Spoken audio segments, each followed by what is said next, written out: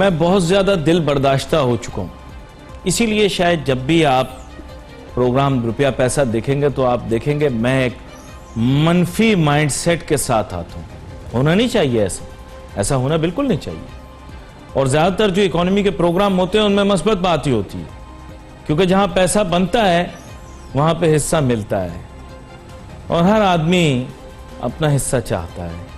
لیکن پتہ نہیں کیوں میں نہیں چاہتا کہ سرمایہ کار لٹ جائیں، میں نہیں چاہتا کہ سرمایہ کار برباد ہو جائیں، میں نہیں چاہتا کہ یہ ریٹائرڈ صاحب جو پروگرام دیکھ رہے ہیں اپنی ساری جمع پونجی اسٹاک مارکیٹ میں ضائع کر دیں. نہ میں ان صاحب کا بھی کبھی نہیں چاہوں گا سرمایہ ضائع ہو. انہوں نے پیسے جمع کر کے بیٹی کی شادی یا بیٹے کی تعلیم کے لیے جمع کر رکھا ہے.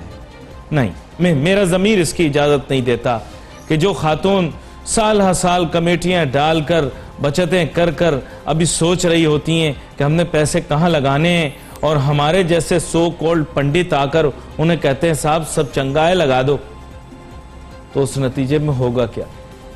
سرمایہ ان کا ضائع ہو جائے گا. ماضی میں ہوتا رہا ہے ایسا، بہت ہوا. میں عموماً یہ بات کرتا نہیں، لیکن میں آپ کو یہ بات بتا دوں کہ اللہ کا کرم ہے، میں ڈگریوں پہ نہ جائیں میری، میں آج پی ایچ ڈی اور ڈاکٹرز کو بھی پڑھاتا ہوں. پی ایچ ڈی ڈاکٹرز جن کو میرے سے علم چاہیے ہوتا ہے میں ان کو دیتا ہوں. ویسے بھی علم و تدریس سے میرا تعلق تو ہے، باقیوں کا میں نہیں کہہ سکتا. دیکھیں جیسے میں نے آپ کو بتایا تھا کہ ہمارے ملک کے اندر آپ کوئی بیماری بتائیں ہر آدمی اس کا علاج بتاتا ہے، کیونکہ ہر آدمی سمجھتا ہے کہ نعوذ باللہ وہ عقل کل ہے. ہمارے ہاں پاکستان کے اندر یہ ایک بیماری ہے.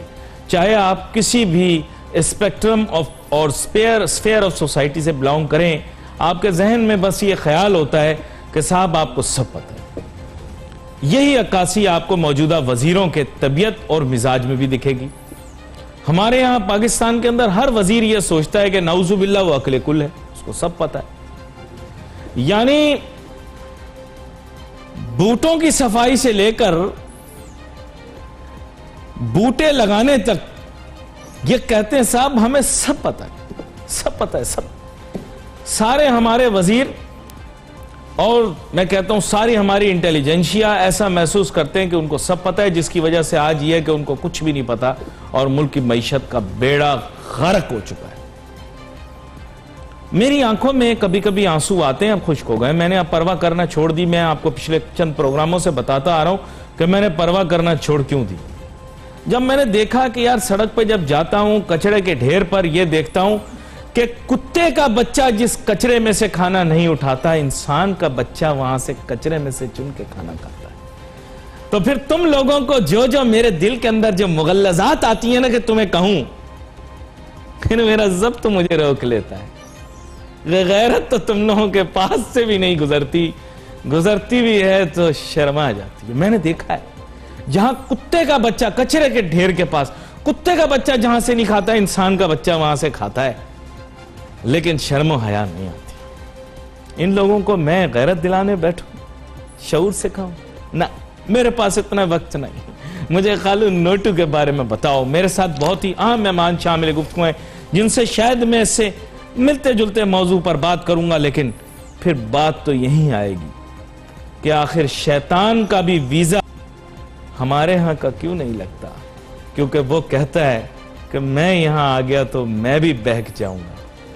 میرے ساتھ موجود ہیں بہت ہی معروف مہمان جناب احمد چنائے صاحب، ڈائریکٹر پاکستان اسٹاک ایکسچینج.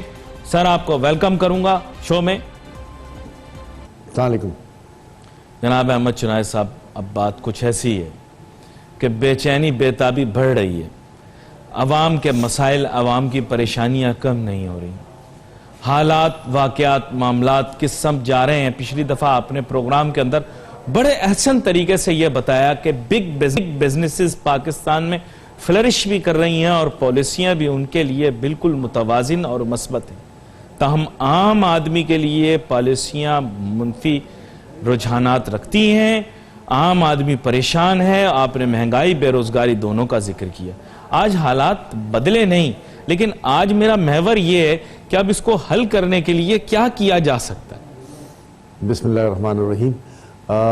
میں آج بھی اپنی اس بات پر متفق ہوں جو پچھلے پروگرام میں نے کہی تھی کہ اسمال بزنسز جو ہیں وہ وائپ آف ہوتے جا رہے ہیں، لارج بزنسز جو ہیں ان کو ایک بڑا بوسٹ مل رہا ہے، اور جو مہنگائی کا ایک طوفان آیا ہوا ہے، میں سمجھتا ہوں کہ سب سے بڑے بینیفیشریز وہ ہیں، ان کے پروفٹس جو ہیں وہ ملٹیپلائی ہو رہے ہیں، چاہے ان کا تعلق گھی انڈسٹری سے ہو، چاہے ان کا تعلق کسی اور انڈسٹری سے ہو۔ اس میں کوئی برائی نہیں ہے کہ جی ان کو بھی پھلنا پھولنا چاہیے، وہ پھلے پھولیں گے تو میں سمجھتا ہوں کہ اور لوگ بھی جو ہیں وہ فائدہ اٹھائیں گے، لیکن کسی طریقے سے بھی ہماری جو پالیسیز ہیں یہ بینیفٹ ان کو ضرور دیں، لیکن ایسا نہیں ہونا چاہیے کہ اسمال اور میڈیم سائز انڈسٹریز جو ہیں وہ تباہ ہو جائیں۔ آپ نے خود مہنگائی کا ذکر کیا، آپ نے پروگرام کی پریمبل میں جو ہے وہ حالت اظہار دکھائی لوگوں کی، اور میں آپ کی بات سے مکمل اتفاق کرتا ہوں۔ یقین کیجئے کہ بہت سارے ایسے گھرانے کراچی میں موجود ہیں، پورے ملک میں موجود ہیں کہ جو رات کو کھانا کھائے بغیر سوتے ہیں، اور لوگوں کی اب مہنگائی سے چیخیں نکل رہی ہیں۔ جو 2 سال پہلے قیمتیں تھیں، جو 1 سال پہلے قیمتیں تھیں، اور جو آج قیمتیں ہیں، اس کا اگر ہم موازنہ کریں تو ہم پریشان ہو جاتے ہیں۔ اچھا، صرف یہ نہیں کہ روزمرہ کے استعمال کی چیزیں، ہماری جو بجلی ہے، ہماری جو گیس ہے، ہمارا جو پانی آتا ہے، ہمارے جو دوسرے انفراسٹرکچر چارجز ہیں، وہ 200-300% اگر بڑھ جائیں تو کیسے، میں سمجھتا ہوں ایک عام کنزیومر جو ہے، جو ایک عام آدمی ہے، جو ایک غریب آدمی ہے، وہ اس میں سروائیو کرے گا۔ میں آپ کو دعوے کے ساتھ کہتا ہوں، میں نے ایک موازنہ کیا ہے، آپ کو میں پروگرام کے بعد پیش خدمت کر دوں گا، کہ 60,000 والا جو مہینہ کماتا ہے اس کا بھی سروائیول جو ہے وہ بڑی مشکل سے ہوتا ہے، وہ کٹ ٹو تھروٹ جاتا ہے۔ تو یہاں 15,000 منیمم بیسک پے کے ساتھ کیسے سروائیول ہے؟ میری نہیں سمجھ آتا کہ وہ شخص اگر لوٹ مار نہیں کرے گا، دوسروں کا پیٹ نہیں کاٹے گا، تو اپنا پیٹ کیسے بھرے گا؟ کیسے بھرے گا؟ بالکل، میں آپ کو صحیح بتا رہا ہوں، آپ نے بھی صحیح، جو میرے خیال آپ کا موازنہ آپ سامنے رکھیں گے، لیکن میں آپ سے پھر ایک اور عوامی چیز پوچھنا چاہتا ہوں۔ کیا یہ حقیقت نہیں، اب آپ نے ایک بات بتائی کہ رات کو بہت سارے لوگ بھوکا سوتے ہیں، سر کتنے ہی ایسے لوگ ہیں جو اسکول نہیں جا پاتے، اپنے یا بچوں کو اسکول نہیں بھجوا پاتے، اپنے بنیادی ضروریات کو پورا نہیں کر پاتے، ان کی آنکھوں میں حسرت، پریشانی، بے چینی، آپ یہی کہہ رہے تھے کہ پھر وہ وائلنٹ ہوں گے، لیکن ہمارے حکمران تو مطمئن ہے، کہتے ہیں کبھی بھی ہماری عوام وائلنٹ نہیں ہوگی، ان کے ساتھ جتنا معاشی استحصال کر لو۔ تو آپ اس کو انڈورس کرتے ہیں کہ ہمارے لوگ کہتے رہیں گے لیکن کریں گے کچھ نہیں؟ دیکھیں، میں سمجھتا ہوں ہمارے لوگ اچھے لوگ ہیں، جب وہ کہتے ہیں کہ کچھ کریں گے نہیں تو وہ اطمینان سے تو نہیں بیٹھے، لیکن ایک اضطراب کی کیفیت میں مبتلا ہیں کہ کریں تو کیا کریں۔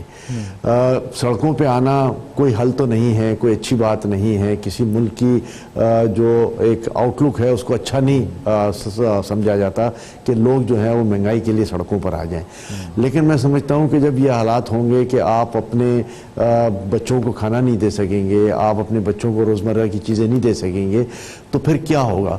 کہیں نہ کہیں، کبھی نہ کبھی تو یہ لاوا پھٹنا ہے۔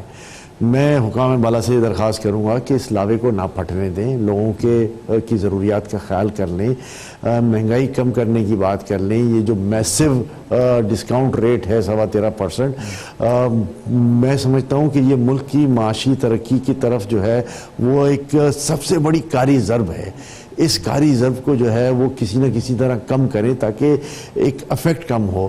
14-15%، 17% پہ اگر میں بینک لون لے کے کام کروں گا تو پہلے میں اپنا نفع اتنا بناؤں گا کہ میں بینک کے لونز کو سبسڈائز کو پورا کروں، اور اس کے بعد وہ مارجن جو مجھے ایکسپینڈیچرز میں کرنے ہیں وہ کروں گا، اور پھر اس کے بعد جو ہے وہ میں اپنی ضروریات پوری کروں گا۔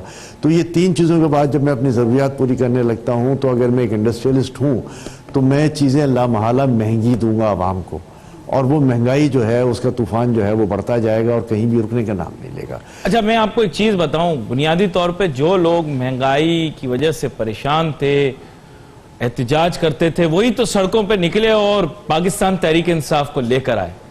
آج میری طرح میں ان لوگوں میں سے ہوں جو اوپنلی کہہ دیتے ہیں، میں ہمدردی ان کے ساتھ رکھتا تھا تبدیلی کا نعرہ لگانے والوں کے ساتھ، آج میں دنیا میں خود کو بہت ہی تنہا سمجھتا ہوں اور شرمندہ بھی ہوتا ہوں کہ میں نے کیوں ان کا ساتھ دیا، کیوں کوئی تبدیلی نہیں آئی۔ لیکن اس چیز سے قطع نظر بات یہ ہے کہ اب جائیں تو کہاں جائیں، انہی پر تو انحصار تھا کہ یہ مہنگائی کم کریں گے، اور آپ تقریروں میں سن چکے ہیں، مجھے کسی کی وضاحت کرنے کی ضرورت نہیں ہے کہ مہنگائی کم ہوگی، دنیا بدلے گی، ملازمتوں کی جناب جو موصوف کل بوٹ نکال کے بیٹھے تھے، انہوں نے کہا تھا جناب نوکریاں اتنی ہو جائیں گی کہ سمجھ نہیں آئے گی لوگوں کے پاس، مطلب انہوں نے اتنی بڑی بڑی باتیں کی تھی، میں کیا بتاؤں آپ کو۔ تو سر یہ سچویشن یہ ہے کہ اب جائیں تو کہاں جائیں والی سچویشن ہے، کہاں جائیں ہم، کہاں جائیں، کس کو بولیں، بتائیں۔ دیکھیں یہ ساری باتیں جو آپ بتا رہے ہیں یہ سیاسی پوائنٹ سکورنگ ہے، یہ پولیٹیکل پوائنٹ سکورنگ ہوتی ہیں۔ اس پولیٹیکل پوائنٹ سکورنگ میں جو ہے وہ ہم اپنے نعروں سے عوام کو اپنی طرف متوجہ کرتے ہیں، اور ہر پولیٹیکل پارٹی جو ہے اس نے کسی نہ کسی موقع پر اس قسم کی گرامکس کی ہیں، لیکن وقت یہ آ گیا ہے، اور میں یہ سمجھتا ہوں کہ اب پولیٹیکل پارٹیز کو یہ سمجھنا چاہیے، بالخصوص جو ہماری سٹنگ پارٹی ہے گورنمنٹ کے اندر، کہ ہمیں عوام کو جو ہے اولین ترجیح دینی ہے، اور ساتھ ساتھ ہماری اکنامیکل بیسکس جو ہیں وہ ٹھیک کرنی ہیں۔ ہم یہ تو کہتے ہیں کہ جی ہم نے اب اکنامکس کی بیسکس صحیح کر دی ہیں اور اب ہم جو ہے وہ ترقی کی جانب رواں دواں ہو گئے ہیں، لیکن کہیں چیزیں نظر نہیں آتی۔ یہاں پر ایک چھوٹی سی بریک لینی ہے، بریک کے بعد واپس آتے ہیں، پھر اپنی گفتگو جاری رکھیں گے۔ تو کہاں جائیں، let's take a short break.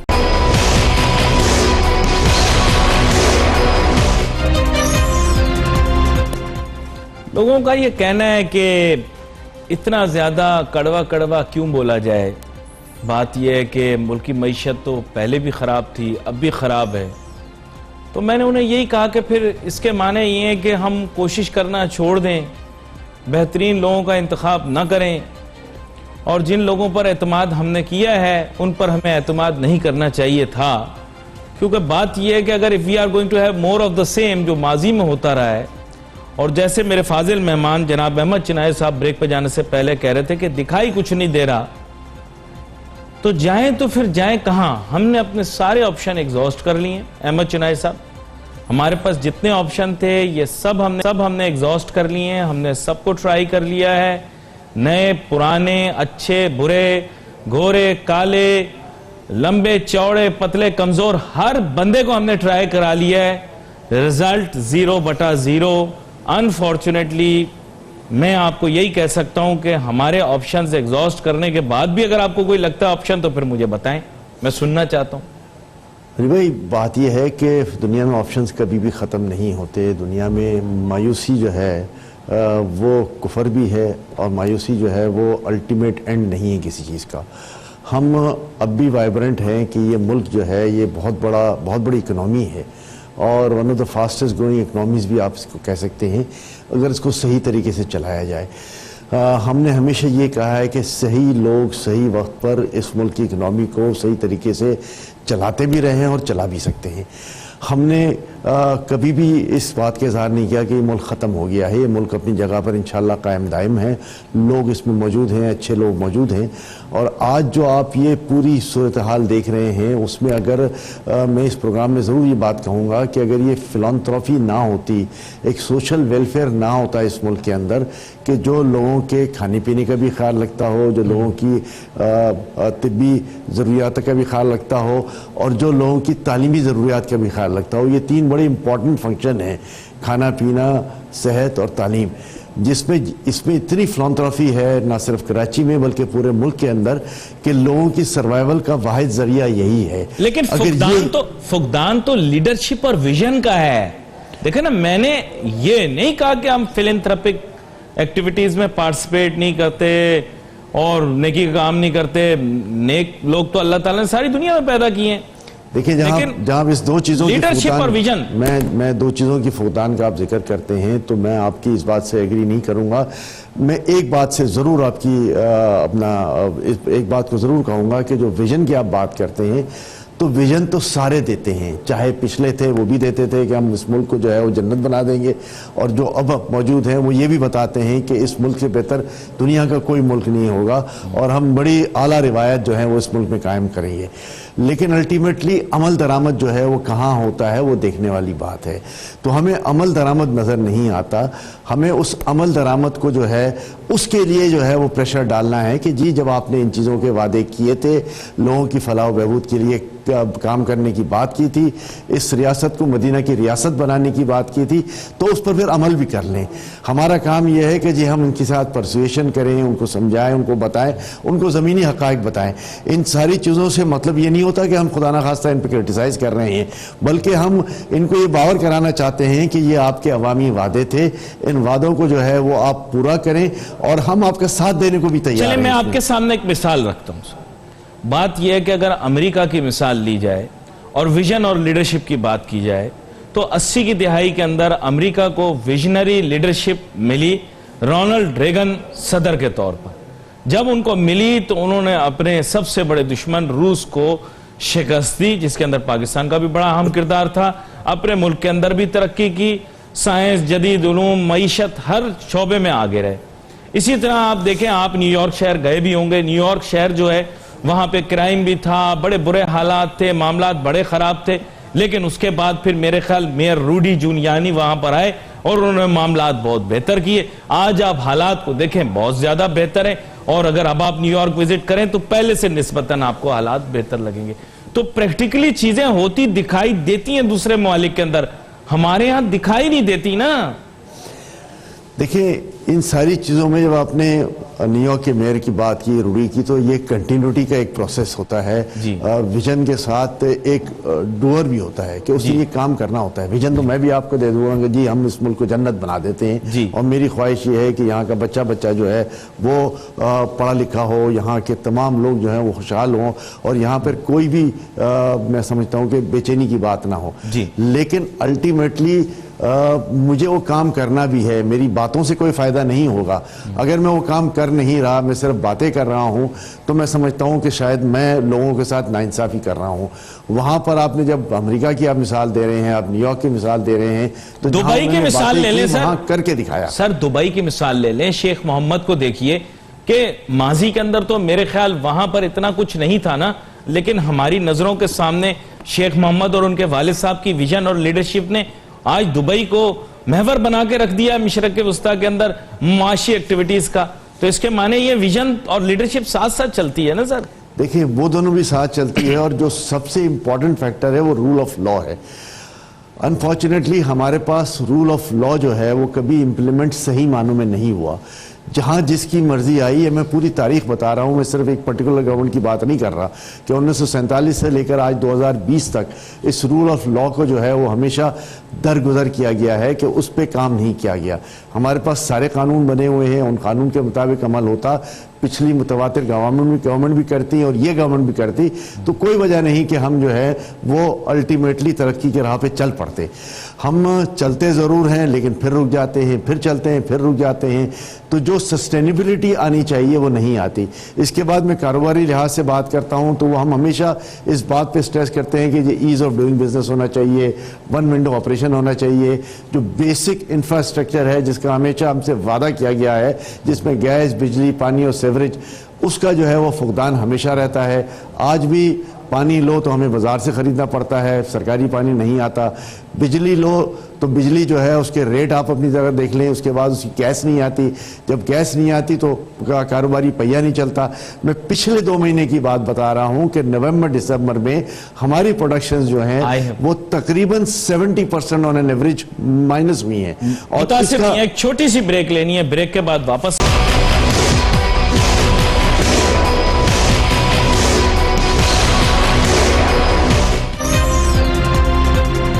میں فاضل مہمان کو متاثر کرنے کی کوشش کر رہا ہوں کہ معاملات اس حد تک بگڑ گئے ہیں کہ اب درست نہیں ہو سکتے. میرے فاضل مہمان مجھے اس طرح سے متاثر کرنے کی کوشش کر رہے ہیں کہ ابھی بھی چیزیں بگڑی نہیں ہیں, چیزیں بالکل ٹھیک ہو سکتی ہیں, صرف رائٹ مین, رائٹ پلیس, رائٹ فیصلے کر لیے جائیں تو. اور اس کی تفصیل انہوں نے بیان کی. احمد چنائی صاحب, مجھے نہیں پتا کہ میں اپنی منطق سے آپ کو مطمئن کر رہا ہوں, لیکن آپ کی منطق میں وزن بہت ہے. بات یہ ہے کہ یہ چیز آپ بالکل صحیح کہہ رہے ہیں, لیکن بار بار آزمانے کے بعد یہ جو رول آف لا والی بات آپ نے کی ہے, اس پہ عمل کرنے کے لیے تو ہم اجتماعی طور پر تیار نہیں ہیں. من حیث القوم ہم رول آف لا میں بلیو نہیں کرتے. تو پھر یہ والی شرط جو آپ نے رکھ دی ہے رول آف لا کی, انفارچونیٹلی یہ پوری کرنا بہت مشکل ہے. اب اور کوئی اگر سلوشن ہو تو وہ بتائیں. یہ والا سلوشن, یہ والا پوائنٹ ذرا مشکل ہے. جی دیکھیں, رول آف لا کے بغیر کچھ بھی نہیں ہوگا. ہم یہ کہیں کہ جی ہم تیار نہیں ہیں من حیث القوم, تو میں سمجھتا ہوں کہ ہمیں تیار ہونا پڑے گا. یہی ہماری واحد وہ ہے, یہی ہمارے آئین کی پاسداری ہے کہ اگر ہم اس آئین کی پاسداری کی بات نہیں کریں گے, رول آف لا کی بات نہیں کریں گے, جو قانون بنائے گئے ہیں ان پر عمل کرنے کی بات نہیں کریں گے, تو پھر ہم شیٹرڈ ہو جائیں گے. ہم اپنی اپنی مسجدیں, اپنی اپنی دکانیں جو ہیں وہ لے کر آگے بڑھ جائیں گے. کوئی پیچھے رہ جائے گا, کوئی آگے رہ جائے گا. اس طرح جو ہے وہ قوم اجتماعی طور پر نہ ترقی کرے گی, نہ اس میں خوشحالی آنے کی بات آئے گی. ہم بات تو یہ فلسفے کی ہو جاتی ہے, لیکن میں اس بات کو بڑے غور سے اور بڑی انسسٹنس کے ساتھ کہنا چاہتا ہوں کہ ہمیں بہت ہی سنجیدگی سے اس ملک کی فلاح بہبود کے لیے, اس کو آگے بڑھانے کے لیے سوچنا پڑے گا. جہاں ہم لیڈرشپ کے فقدان کی بات کرتے ہیں تو ہاں, ہمیں جو اس وقت لیڈرشپ نظر آ رہی ہے نچلی سطحوں پر, صوبائی سطحوں پر اور بہت ساری سطحوں پر, وہ ہمارا ڈیزائرڈ لیول شاید نہیں ہے. ہم نے جو فیصلے کرنے ہیں وہ فیصلے ہم نے بڑے پختہ فیصلے کرنے ہیں اور ان فیصلوں پہ پھر قائم رہنا ہے. یہ نہیں کہ جی وہ فیصلے قرآنی صحیفے بن جاتے ہیں کہ کم وقت میں ہم اس فیصلوں کو جو ہے وہ پورا کر کے دکھائیں گے. وقتی ضرورت کے تحت ہم کہیں تھوڑا بہت امینڈمنٹ ضرور کر لیں, لیکن یہ نہیں ہوتا کہ ان فیصلوں کو بار بار تبدیل کر لیں. میں بڑے وثوق کے ساتھ کہتا ہوں کہ جب میں کاروباری ادارے کی بات کرتا ہوں تو کاروبار میں بھی جو لانگ ٹرم پالیسیز ہیں وہ ہمیشہ فائدہ دیتی ہیں, شارٹ ٹرم پالیسیز کبھی فائدہ نہیں دیتی. ہم گیس کی بات کر رہے تھے, وہ آپ نے چھوڑ دیا. یہ بہت اہم پوائنٹ ہے کہ جی اگر 30% پروڈکشن رہ جائے پچھلے 2 مہینے میں کراچی کی صنعتوں کی. احمد چنائے صاحب, میں اگر آپ سے تھوڑا چاہوں گا, کیونکہ عقیل کریم ڈیڈی صاحب ہمیں جوائن کر رہے ہیں بذریعہ ٹیلی فون لائن, میں چاہ رہا ہوں ان کو بھی گفتگو میں شامل کر لوں. اور عقیل کریم ڈیڈی صاحب آپ کو ویلکم کرتا ہوں شو میں. جی بڑی مہربانی. عقیل کریم ڈیڈی صاحب, اب مجھے پتہ نہیں کہ میں گفتگو کا آغاز کس موضوع سے کروں, لیکن آپ تو آج کل ہر موضوع پر مثبت بات ہی کر رہے ہیں, تو میں تھوڑا سا حیران ہوتا ہوں. ظاہری بات ہے آپ ایک, میں کہہ سکتا ہوں کہ ویژنری آدمی ہیں, لیکن آپ کو پتہ ہوگا کہ عام آدمی کے مسائل کے اندر کہیں کمی نہیں ہوئی. آپ ہمیشہ کہتے ہیں حالات ٹھیک ہو جائیں گے, ہونے والے ہیں, بس ابھی ہوئے کہ ہوئے, لیکن حالات تو ٹھیک نہیں ہوئے, حالات تو بگڑ گئے. دیکھیں, جو آپ بات کر رہے ہیں میں تھوڑا سا اس سے ہٹ کے بات کروں گا. میں ان حالات کو ڈسکس کر رہا ہوں جب یہ گورنمنٹ میں آئے تھے, جب کے ان دنوں میں اگر آپ دیکھیں تو ملک کے حالات جنرل بہت خراب تھے. اب اگر یہ آپ کہیں کہ اکنامیکلی ہم اس وقت تباہی کی طرف گئے تو میں یہ نہیں مانتا. میں یہ سمجھتا ہوں اکنامیکلی ہم بہتری کی طرف آئے. لیکن جو آپ بات کر رہے ہیں مہنگائی ظاہری بات ہے کہ آپ ملک کو ٹھیک کرنے جائیں گے تو اس کے لیے آپ کو ٹف ڈیسیزن لینے پڑتے ہیں. اسی کی وجہ سے مہنگائی بھی آتی ہے. تو جو مہنگائی آئی اور یہ ظاہری بات ہے کہ عام جو آدمی ہے جو ان کو پرابلم بڑھ گئی ہے. اب اس کے لیے گورنمنٹ چاہیے کہ ایسے کی ضرورت ہے, اور اس کا بیسٹ طریقہ یہی ہے کیونکہ اکنامیکلی ہمیں گروتھ کی طرف جانا پڑے گا. گروتھ کی اورینٹڈ پالیسی بنانی پڑے گی, اور وہ پالیسی جب بنے گی جب آپ کے انٹرسٹ ریٹ میں کمی آئے گی. تو ہم یہ دیکھ رہے ہیں کہ لانگ ٹرم انٹرسٹ ریٹ تو نیچے, شارٹ ٹرم انٹرسٹ ریٹ اوپر ہے, اور جس کی وجہ سے یہ پرابلم کم نہیں ہو رہی. تو کل مانیٹری بھی ہے. دیکھیں, پچھلی دفعہ آپ سے بات ہوئی, آپ نے کہا حکومت تھوڑے مشکل فیصلے لے گی, ڈاکیومنٹیشن ہوگی, ٹیکسیشن ہوگی, لیکن انفارچونیٹلی سخت فیصلوں کے باوجود ہمارے ٹیکس ٹارگٹس تو میٹ نہیں ہوئے, بلکہ ہمارے اکنامک انڈیکیٹرز اور آبجیکٹیو سپائل ہو گئے. آج ایف بی آر کے معاملات بھی فلوئڈ ہو گئے. اس بارے میں رائے دیں. جو آپ بات کہہ رہے ہیں نا, وہی بات میں بھی کہہ رہا ہوں. میں یہ کہہ رہا ہوں کہ سب ڈیسیزن ضرور لینے پڑیں گے, اور وہ ٹف ڈیسیزن کی وجہ سے مشکلات آ رہی ہے. تو مشکلات بڑے لوگ تو برداشت کر سکتے, چھوٹے لوگ نہیں کر سکتے. تو گورنمنٹ کو ان چھوٹے لوگوں کے لیے, یہ گورنمنٹ جب بڑے آدمی کو سبسڈی دے رہی ہے تو چھوٹے آدمی کا پہلے خیال کرنے کی ضرورت ہے. اور یہ مشکلات کچھ کم ہوئی ہیں. میں یہ نہیں کہہ رہا کہ ختم ہو گئی ہے, لیکن میں یہ کہہ رہا ہوں کہ جو مشکلات تھی اس میں کمی آئی ہے. اب گورنمنٹ اس کنڈیشن میں ہے کہ کچھ اچھے اسٹیپس لے کے عام عوام کو اس کا بینیفٹ دے سکتی ہے. پھر ان کو جاب کریشن کے لیے کام کرنے کی ضرورت ہے, کیونکہ بے روزگاری بڑھ گئی ہے. جب گروتھ کم ہوتی ہے تو بے روزگاری بڑھتی ہے. اس کے لیے بھی کام کرنے کی ضرورت ہے. لیکن ہم یہ نہیں کہہ سکتے کہ اس ملک میں کچھ نہیں ہوا. ہمیں یقین رکھنا چاہیے جو چیزیں دکھ رہی ہے وہ یہ انڈیکیٹ کر رہی ہے بہتری ضرور بھی ہے. ایک چیز نے تو آپ کو ضرور جو تھوڑا بہت ڈسٹرب کیا ہوگا, وہ یہ کہ آپ کو پتا ہے ماضی کی حکومتوں کے اندر آپ کو پتا ہے بڑی لوٹ کھسوٹ کی بات ہوا کرتی تھی. آپ بھی بہت دفعہ اس کے بارے میں بتاتے تھے کہ چند لوگ, چاہے وہ کاروباری ہوں یا حکومتی حلقوں سے تعلق رکھتے ہوں, وہ مس یوز کرتے ہیں اتھارٹی, کرپشن کرتے ہیں. لیکن آج تو ان میں سے اکثریت جو ہے وہ بالکل آزاد ہے. یہ دیکھ کر تو کچھ نہ کچھ ڈسٹرب تو ہوتے ہوں گے. دیکھیں میں آپ کو بتا دوں, میں یہ نہیں کہہ سکتا کہ پاکستان میں کرپشن ختم ہو گئی ہے. کرپشن آج بھی اسی طرح ہو رہی ہے جو پہلے ہوتی تھی, اور وہ کرپشن ہر دفعہ رہے گی جب تک آپ ایف بی آر کو پاور دیں گے, جب بھی آپ ایف آئی اے کو پاور دیں گے, جب بھی آپ نیب کو پاور دیں گے تو یہ پرابلم ہوگی. اس کا طریقہ ہے, میں نے بہت پہلے بھی بار بار کہہ چکا ہوں, اور یہی ہے کہ بزنس مین اگر غلط کام کر رہا ہے تو میں یہ کہتا ہوں کہ آپ اگر ان کو جن لوگوں کے حوالے کر رہے ہیں وہ پیسہ لے کے ان کو چھوڑ دیتے ہیں, تو بیسٹ طریقہ یہ ہے کہ سب کے پاور کو کرٹیل کرنا چاہیے اور یہ بزنس مین پہ چھوڑ دیں, کاروباری حضرات پہ چھوڑ دیں. میں سمجھتا ہوں پرویز مشرف کے دور کو آپ اٹھا لیں, ہائیسٹ ٹیکس کلیکشن ہوتی تھی. اس کی وجہ یہ تھی کہ لوگوں کو بیجا تنگ نہیں کیا جاتا تھا. تو اب اگر اسی پالیسی پہ ہم جائیں گے تو ڈیفینیٹ ہمارا ٹیکس کلیکشن بہتر ہوگا, ہمارے ملک کی ایکٹیویٹیز بہتر ہوگی, لیکن اس کے لیے ڈیسیزن لینے کی ضرورت ہے.